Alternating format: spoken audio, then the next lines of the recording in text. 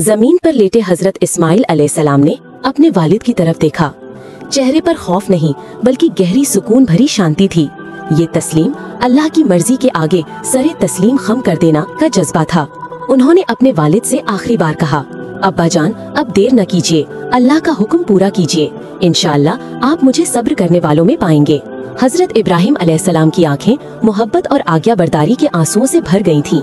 ये दुनिया का सबसे कठिन मंजर था। वो अपने प्यारे बेटे बढ़ती उम्र का सहारा को सिर्फ अल्लाह के हुक्म की तकमील के लिए कुर्बान करने जा रहे थे। इस कैफियत को समझते हुए इस्माइल अलैहिस्सलाम ने अपने वालिद के हाथ थाम लिए। इब्राहिम अलैहिस्सलाम ने बेटे से कहा कि वे आंखों पर पट्टी बांध लें या वो उन्हें पेट के बल लिटा दें ताकि छुरी चलाते समय बेटे का चेहरा देखकर उनका इंसानी मोह उनकी रब्बानी आज्ञा परस्ती को कमजोर न कर दे। इस्माइल अलैहिस्सलाम ने अपने वालिद की इच्छा पूरी की।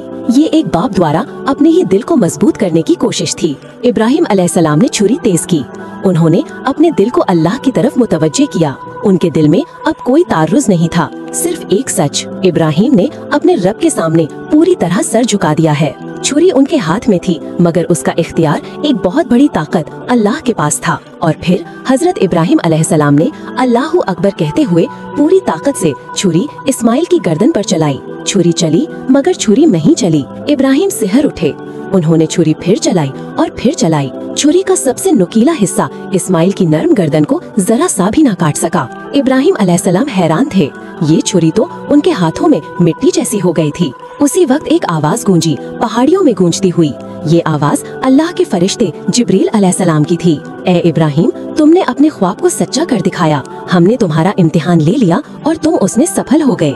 ये तुम्हारा नहीं, तुम्हारे ईमान का इम्तिहान था। इब्राहिम अलैहिस्सलाम ने ऊपर देखा तो फरिश्ता जिब्रील अलैहिस्सलाम एक बड़ा खूबसूरत सींगों वाला दुम्बा लेकर मौजूद थे। ये दुम्बा इस्माइल अलैहिस्सलाम की जगह कुर्बानी के लिए अल्लाह की तरफ से भेजा गया था। इब्राहिम अलैहिस्सलाम ने दुम्बे की तरफ देखा और उनकी आंखें शुक्र और खुशी से भर गईं।